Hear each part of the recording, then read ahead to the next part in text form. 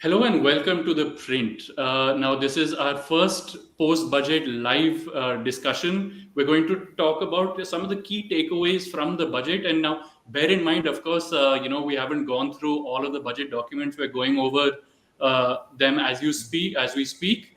But basically, from the budget speech, we're going to go over the key takeaways. And we have with you a great panel. We have Radhika Pandey, who is an associate professor at NIPFP, and Dr. Rumki Majumdar, who is an economist with Deloitte India. So both of them can tell us about the economic ramifications, the fiscal ramifications, and what the key takeaways are from the budget. Thank you both for joining us. Thank you, Thank you Sharad. so much. So now the first thing, the big takeaway that everybody is going to be talking about is what they've done with income tax. So do you feel that this is the first budget in a long time that the middle class actually is going to be, happy with the budget and not leave disappointed? So Radhika, I'll start with you. Yes, of course, Sharad, that is true because there was a lot of concern about the slowdown in urban demand, and was also resulting in subdued private investment. So it was expected that budget will do something to boost the sentiments of the middle class. Last year also something was done, but that was very minor. This time around, the changes are quite substantial, and they are going to benefit middle class across the board because there is an increase in exemption, plus there is a rejig of the tax slab rates. So it's going to benefit all middle class, and the relief is going to be substantial. So it is expected to people are expected to have more income in their hands, and therefore there is going to be some boost to consumption coming from this. So it is a substantial tax relief for middle class. Great. And Rumki, do you believe so? That this is a substantial game changer, I would say, for demand and consumption? It is indeed. It is because if you look at the economic uncertainty India is going through, especially from global headwinds, we really need to rely on our domestic demand. And private consumption is almost 61% of the demand that it creates. So over the last couple of quarters, we have seen economy slowing down. And one of the major concerns has been that the middle income class is not able to spend because their real wages are not growing, or they have employment opportunities are shrinking. Again, the private sector is not coming back because they are not getting a sustained signals from the consumption as well. So it was a much needed boost, and I think nobody expected 12 lakhs exemption, that to be honest, and this was really a big boost, and especially in the hands of young crowd who are just getting into the jobs, freshers. They will see and they are the high consumption income people. Their income elasticity is very high, so they will probably go out and spend. We will see that in a big way, boosting consumption overall and domestic demand as such. Fantastic. So that brings me to the next point, which, as you mentioned, Rumki, that the private sector hasn't been investing much. Now, this budget has several announcements to do with the private sector. It's announced sectoral announcements for mining, power, aviations, PPPs in infrastructure, amongst various other things. They've talked about regulatory changes and the various sector-wise announcements that they've made. And now, along with this boost that is likely to happen due to these income tax changes, do you feel that the private sector is now better placed, that they'll be more enthusiastic about investing in the economy? I feel so because, as I said, if the consumption grows at a sustainable pace, that is what is required. The investment will come in because we already are seeing capacity utilization pretty much at higher levels, right? So there is a need of investments. We have seen private capex slowing down. But what was interesting is quite a few announcements that were made in certain sectors which are very employment generation as well. So be it leather, be it toys, be it footwear, all these sectors will create a huge boost to employment. So this is what I liked about the budget. It was creating a broad-based growth in employment and income, which will help in not only rural and urban demand, but also will ensure more of inclusive growth. That's something which she kept talking about. So I think when you see such a broad-based consumption happening, investment will come in.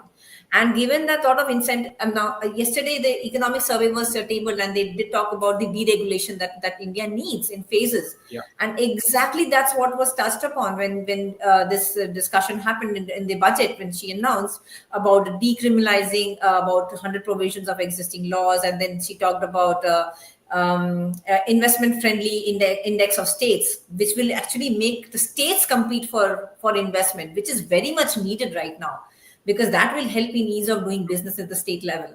So clearly, lot of different ways she has tried to trigger investment and consumption. Right. Yeah. So Radhika, that's exactly what I wanted to get into. Even in previous budgets, there've been a lot of sector-wise announcements and ways to decriminalize laws and to reform various sectors, incentivize FDI, increasing the limits, all of that. So now, do you feel that this budget has been an incremental push in that direction, or do you feel that along with the demand push that is likely from the income tax changes, this will be actually a significant factor? Absolutely. This other than the subdued consumption, something which was, abstaining private investors from investing was the ease of doing business, the cost of businesses. So a lot of steps have been taken towards easing businesses, towards reducing the regulatory compliance. So that will really help. A lot of steps, as the economic survey announced, that we need to take the decriminalization, deregulation agenda forward. All that thing has been, the budgetary proposals are in alignment with the economic survey. So that will really help. On one side, we need consumption boost, that will come from the income tax relief that is provided. On the other side, we also need signals that government is serious about reducing regulatory burden. It is serious about debottlenecking. It is serious about improving trust-based regulation, deregulation, reducing the regulatory compliance, and that itself will help in boosting the GDP, and that will help in improving the sentiments of both private investors as well as foreign investors. So through a number of channels, from for private investors as well as for exporters, a lot of emphasis has been on simplifying the processes and simplifying the compliance burden. So all that will help in boosting private investment, because that's a very big signal from the government that they're serious about deregulation. And they're serious that FM talked about light touch regulation. She talked about principles-based regulation. So all these are very positive steps, and we should see a pickup in private investment, because a lot of emphasis has been on boosting that through a number of channels. Right. And so now there is something about the budget maths that is kind of confusing me, and that's on the revenue side. The revenue in the revised estimates is actually 1.3% lower than in the budget estimates of last year. But this year, they're expecting budget estimate to budget estimate growth of more than 9% in their revenue receipts. This is after factoring in the income tax cuts and the fact that over the years, because corporate profitability hasn't been great, corporate taxes haven't been doing that well. So do you feel this 9% growth that they're expecting is a little on the optimistic side? Sorry, I didn't name who. Rumki, if you'd like to take that. Yeah, so I think it is a reasonable assumption, because one, if the economy kind of picks up, it will result in higher activity and higher revenues. So that is one of the ways. And if consumption goes up, investment goes up, it will help.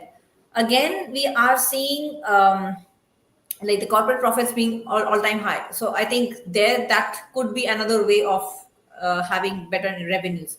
I think what the government will also would try is plugging the loopholes. Like this year, she made an announcement like 90 lakhs tax returns were filed voluntarily because they extended the IRS return, and now they have made it 4 years, right? So all these Right. initiatives are way to plug the leakages that we have been seeing so far.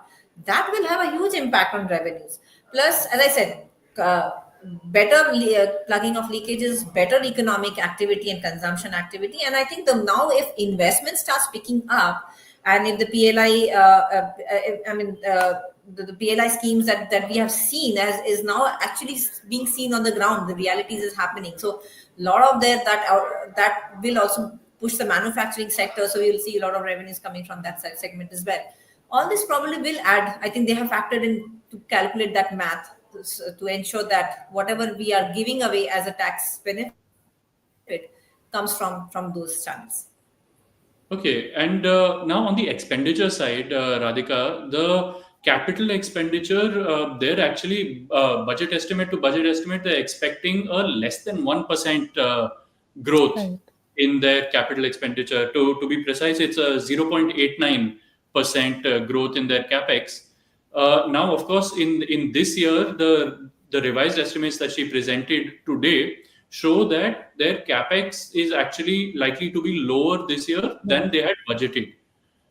So, do you feel that now they're confident that all of these measures that they're taking means that the private sector is going to step up and start investing more? And so, capex, which has been a major driver of growth in the last few years, can actually take a backseat now. So I think in absolute terms, they have increased the capex. So 11.11 lakh crore was the budgeted amount in the current year budget, the July 24 budget. It's increased to 11.21 lakh crore. So I think the focus on public capex continues, even though as a share of GDP there is a decline there. So I think till for this year the amount of capex is on the higher side. It's not reduced in absolute terms, and also the capex assistance that they are giving to states, that is also pegged at rupees 1.5 lakh crore. So in absolute level, the public capex support continues. Going forward, I think this is now a beginning of kind of a tapering of public capital expenditure going forward. In terms of share of GDP, we are seeing that tapering has already started, because there was a peak of 3.4% of GDP last year. This year, the coming financial year, it will be lower. So as a share of GDP, it is expected to come down. In absolute terms, it is still they have maintained the public capex support. I think this year will be crucial, FY26. If they are able to see visible signs of pickup in private investment, then I think from next year, FY27, we should see some public capex support taking a backseat, and so that there is more space for private capex to take the front stage. Right. And now they've also been pretty conservative on the fiscal deficit count. For the revised estimates for the current financial year, they've said would be 4.8%, whereas they had budgeted 4.9%. And for next year, they're saying 4.4% of GDP would be the fiscal deficit, whereas the medium term target for this year, all these years, they've been saying they're targeting 4.5%. But now they're saying that the target will be even lower, 4.4%. So, I mean, do you feel, one, that these are realistic numbers, and two, that this kind of fiscal discipline, or this kind of fiscal conservativeness is what is needed for the economy right now? Radhika.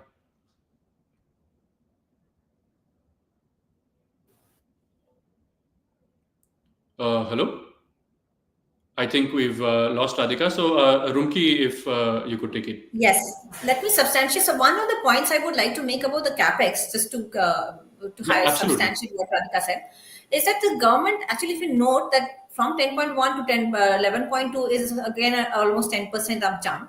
Plus, they have decentralized the whole infrastructure boost.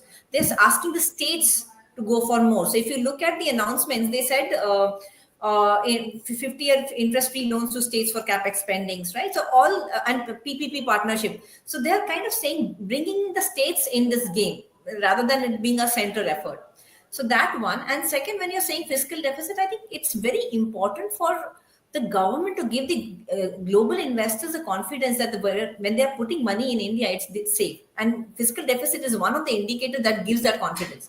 If you look at Right. all the peer countries whom we are competing with, say Indonesia, Vietnam, Thailand, they have lower fiscal deficit, around 3 to 4%, whereas we were still above 4%. So we need to ensure that we give the right messaging to the global investor that we know how to manage our finances, and we are on the path of fiscal consolidation.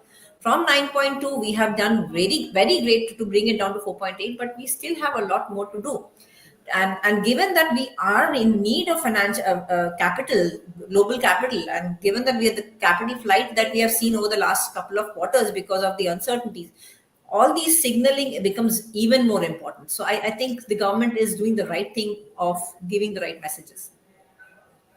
Fantastic. And now, Radhika, there's been also a significant mention of the PPP model, public-private partnerships, in this budget. But historically, we've seen that the PPP model hasn't really worked. So, what are some of the things that they need to do? And also, is the push for PPP the right way to go right now, given that it hasn't worked really in the past? So you're right. PPP hasn't worked in the past because there have been a lot of there are some bottlenecks, there are some hiccups in the PPP model, particularly from the contract enforcement point of view. Also, there are a lot of other challenges in the PPP model, like dispute resolution. There are a lot of committee reports that have proposed reforms in the PPP model, and primarily they involve improvement in contract enforcement, dispute resolution, and then some concessions for if there are delays in if there are escalation in input costs and so on. So I think alongside the emphasis on public-private partnership, it's also very important to improve the processes that are involved within the public-private partnership, and also the various other models involving private participation, like the build, operate, transfer. So while the emphasis is there, there is also a need to fix the various hiccups, the various challenges in the implementation of all these processes, and that will give a big fillip to private sector participation. So alongside these announcements, it's important that the various implementation challenges that are involved in these processes also need to be fixed along the way. So it involves stakeholder consultations. It involves setting up, asking the feedback from private sector participants as to why this has not worked in the various sectors and what can be done. I think that will improve the effectiveness of these schemes and will further enhance the private sector participation in these sectors.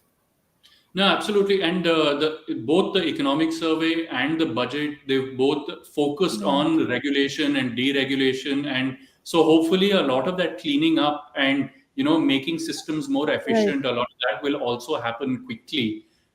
So now, Rumki, there, just diving in a little sectorally, there's been a push for the nuclear power sector. But the economic survey also made it a point to mention that India needs to first prioritize its growth path before committing to climate goals and all of that. So first growth, and then we can look at all of the environment related things. So in that light, how do you see this nuclear power push? I mean, uh, is there likely to be a big focus going forward, or is this just one of those things that this is also what we're going to do?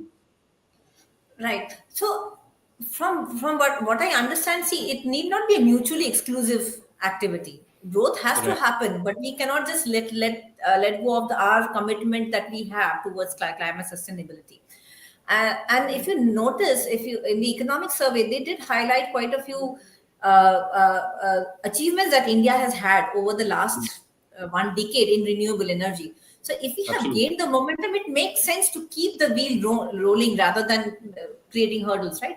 And nuclear is still a very, very small segment it contributes very small proportion to the renewable energy that we get. So I think solar has taken off, wind is okay, but I think nuclear is something which we really need, and that is where I think the government is pushing. So it's going it by phases. It's giving the right momentum where it is needed, and as of course, given the resources India has, it's only so much it can do, but it is making sure that it is touching upon all the important issues that we have at hand, and renewable sources is one of them. So nuclear, I think it was a great initiative. Of course, a lot more needs to be done, but I think keeping a focused approach is important. And as I said, it need not be an exclusive initiative as such.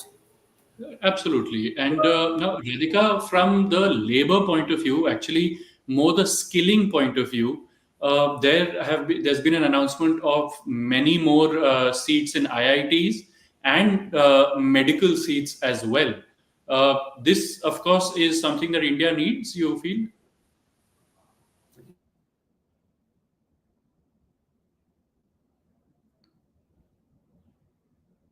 I think we've lost her again. Rumki, if you could take Okay, that. I'll take the question. So yeah, see, the number of we need tech educated people. Clearly, we are seeing that India is going towards more service oriented and high tech kind of services. Right, technology is disrupting the jobs, the disrupting the kind of work that we have done, and in that case, we need the right people, right skilled people who can help ensure that we are tapping into the potential that is coming our way. Now, IITs are, and the number of population that we have, the number of young people that we have, we need to have that level of capability. To build that capability, we need to have those some very technical institutes. Similarly, the number of educations in the medical field, the number of doctors per thousand population is one of the least in India. We really need doctors. We really need beds. And the good thing is that, as I said, it's within the resources that it has. It's making sure it touches upon the key things that India needs: education, skill, health. All these are very important to ensure that the workforce is prepared for a future which is coming towards us, which is very very unknown.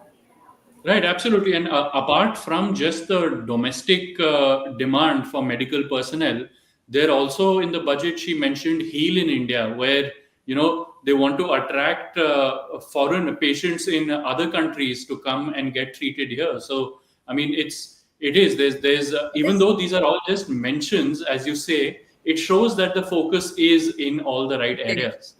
Absolutely, Right. absolutely.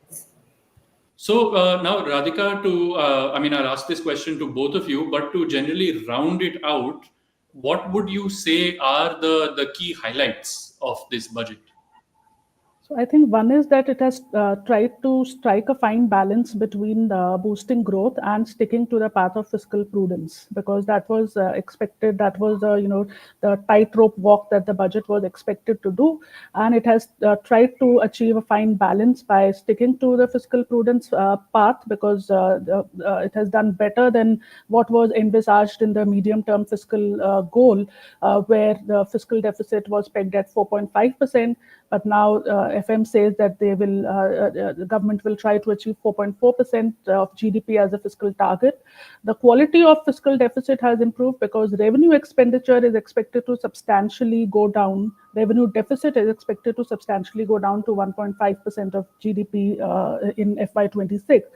So that is one. The second is that there is a lot of alignment with the economic survey proposals on a number of things. One is also on food inflation and the impact of climate change on agriculture.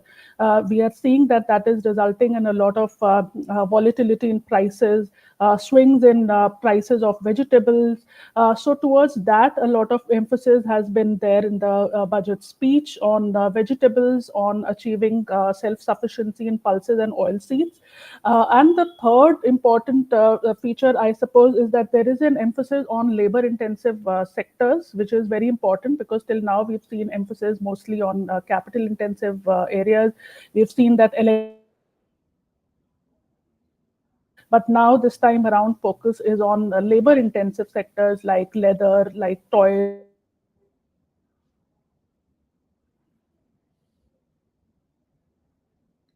Hmm. I think we've lost her again. So yes, Rumki, if you, what would you say are the highlights?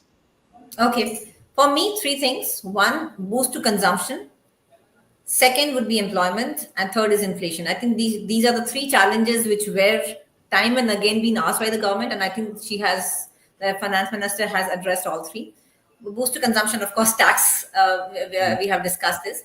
Second is on the employment, be it push to the MSMEs, push to the startups, the funds of funds, which has been a very success since 2016, and I think very good initiative too, because the share of self-employment is growing in the total employment scheme. If you look at the PLFS data or even the economic survey, so startups. And third, I would say inflation, because she very correctly addressed that pulses are the ones which have been creating a lot of price increase. That segment has seen a huge price increase, and pulses is what was focused there. Supply chain was again looked at. So food prices again she tackled to ensure that inflation comes down. So three: employment, inflation, and was power consumption. So these are the three takeaways from an economics point of view. Fantastic. But thank you so much. I know that the speech just ended, but both of you came in with really insightful comments. So thank you so much for joining us. And for all of you who are watching, please log in again. So at 5 o'clock, I'm going to be in another panel discussion where with a different set of experts, and we're going to then do a deeper dive into the budget. So please stay tuned on the YouTube channel of the Print, and of course our website where the text stories will be coming in. But thank you both, Radhika and Rumki, for joining us. Thank you, Sharad. Wonderful speaking to you.